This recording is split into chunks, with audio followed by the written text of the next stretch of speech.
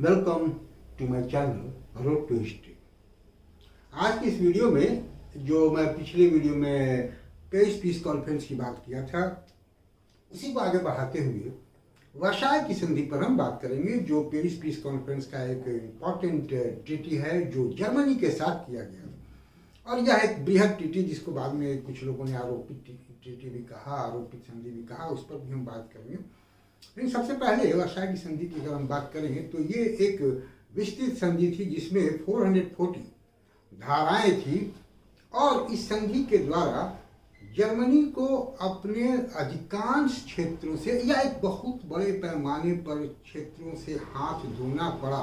Germany को इससे क्षेत्रीय नुकसान बहुत ही हुआ। जैसे अगर हम एग्जाम्पल के रूप में कहें तो 1871 में जो अल्सेशन लॉरेन का प्रदेश फ्रांस से जर्मनी ने छीन लिया था, उस प्रदेश को फिर से फ्रांस को वापस दे दिया गया।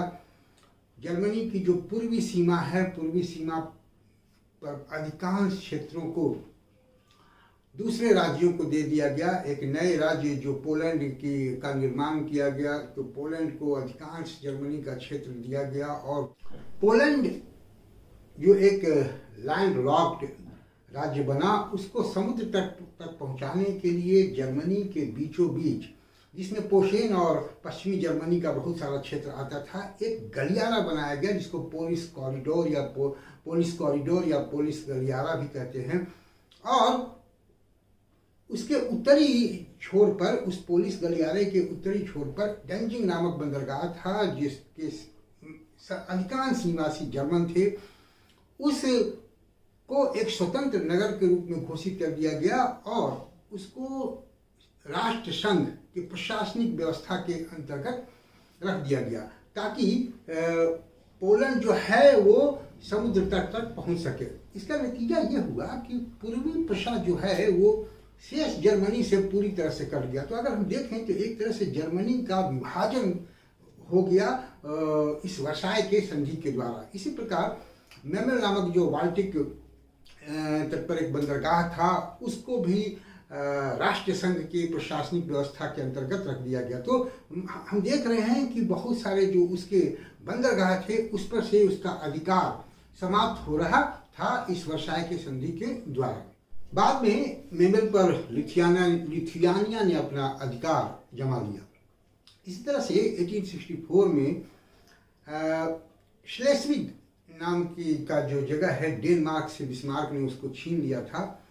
बाद में वहाँ की जो जनता थी वो मैक्सिमम डेन थी और वो चाहती थी डेनमार्क से मिलना, तो वहाँ एक लोकमत करवाया गया और लोकमत के बाद वो जो श्लेस्विग का क्षेत्र है वो डेनमार्क को दे दिया गया। इसी प्रकार साइलेशिया का एक छोटा प्रदेश है जो चेकोस्लोवाकिया को दे दिया गया जर्मनी से छीन कर। इसी तरह से यूक्रेन, नालमेडी और मार्शनेट जर्मनी से छीन कर बेल्जियम को दे दिया गया। फिर उसके जो प्रशांत महासागर में बहुत सारे द्वीप थे, अफ्रीका में जो उसके उपनिवेश थे, इनको भी मित्र राष्ट्रों ने छीन लिया जर्मनी से। तो अगर देखा जाए तो जर्मनी को 13% लैंड और 10% पॉपुलेशन से हाथ धोना पड़ा इस वर्साय के संधि के द्वारा। तो भूमि के और जनसंख्या के स्तर पर इतना नुकसान जर्मनी को वर्साय की संधि के द्वारा सहना पड़ा। अब अगर हम सैनिक क्षेत्र की बात करें तो यह भी देखा गया कि उसकी सैन्य शक्ति को पूरी तरह से कमजोर करने का प्रयास मित्र राष्ट्रों के द्वारा किया गया। उसकी सैनिक सीमा जो है, कितना सेना वो रखेगा वो निर्धारित कर दी गई। जर्मनी को 1 लाख सैनिक रखने की को कहा गया। वो 1 लाख से ज़्यादा अपने सोल्जर को नहीं बढ़ा सकता था। जर्मनी का जो प्रधान सैनिक कार्यालय था उसको उठा दिया गया। वह युद्ध उपयोगी या अस्त्र शस्त्र बनाने पर उसको प्रतिबंध लगा दिया गया। वह युद्ध उपयोगी सामग्री को नहीं बना सकता था। नौसेना के क्षेत्र में भी उस पर बहुत सारे दबाव डाल दिए गए। उसके जितने भी पनडुब्बी थे उनको जब्त कर लिया गया और नौसेना में सिर्फ 6 जहाज या विध्वंसक रखने की उसको इजाज़त दी गई। वो पनडुब्बी नहीं बना सकता था। जर्मनी को पूरी तरह से निशस्त्रीकरण करने का प्रयास किया गया और निशस्त्रीकरण की देखरेख के लिए, इस पर नजर रखने के लिए जर्मनी के खर्च पर ही मित्र राष्ट्रों ने एक निशस्त्रीकरण आयोग भी बनाया। जो राइनलैंड का प्रदेश था, 31 मील 31 माइल का क्षेत्र था, उसका पूरी तरह से असैनिकीकरण कर दिया गया और 15 वर्षों के लिए उस पर मित्र राष्ट्रों का अधिकार रहता, उनका ही निगरानी रहता। तो अगर देखा जाए तो ये वर्साय की जो संधि है वो जर्मनी को पूरी तरह से सैनिक दृष्टिकोण से पंगु बनाने का एक प्रयास था।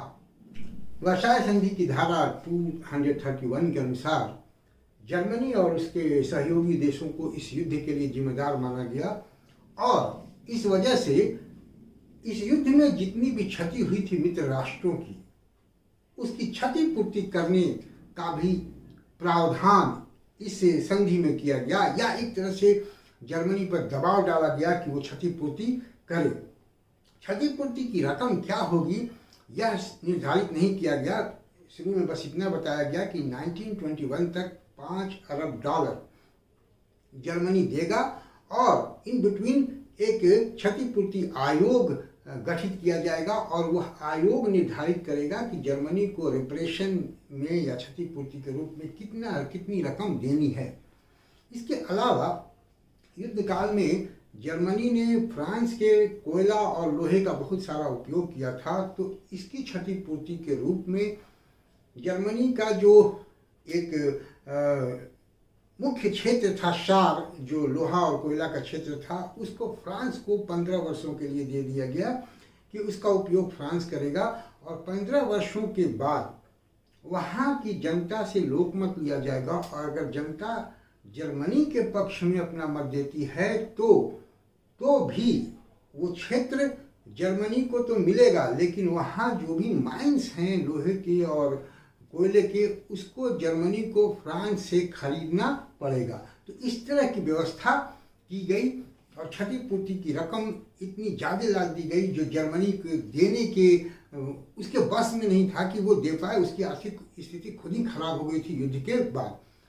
वर्साय की संधि में युद्ध करने के लिए या युद्ध को उकसावा देने के लिए जो जर्मन लीडर्स थे उनको उनकी नैतिक निंदा की गई और अंतर्राष्ट्रीय नियमों या संधियों या अन्य कानूनों को तोड़ने के लिए उनको दोषी कहा गया और यह बात कही गई कि काइजर विलियम और उसके जो अन्य पदाधिकारी हैं उन पर उनको एक अपराधी माना जाएगा और उन पर कानूनी कार्रवाई की जाएगी, उन पर ट्रायल होगा। हालांकि इसमें बहुत सफलता नहीं मिली। तो इस प्रकार वर्साय की संधि के द्वारा जर्मनी को पूरी तरह से दोषी साबित करने का प्रयास किया गया है और जर्मनी को आर्थिक दृष्टिकोण से, क्षेत्रीय दृष्टिकोण से और सैनिक दृष्टिकोण से भी पंगु बनाने का प्रयास किया गया। लेकिन कुछ लोग इसको आरोपित संधि कहते हैं, तो फिर हम एक दूसरे वीडियो में यह देखेंगे कि क्या यह आरोपित संधि थी या नहीं थी, या इस संधि से जुड़ी हुई और भी जो बातें हैं उस पर हम चर्चा करेंगे। आज के वीडियो में इतना ही। उम्मीद है कि आपको पसंद आएगा। पसंद आए तो आप इसको देखें, अपने दोस्तों को सजेस्ट करें और मेरे चैनल को सब्सक्राइब करें। मेरे जो अन्य वीडियो हैं डिस्क्रिप्शन में उनका लिंक दिया हुआ रहता है, आप उन्हें भी देखें, वो भी आपके लिए हेल्पफुल रहेगा। Thank you for watching me. See you again with a new topic, a new video.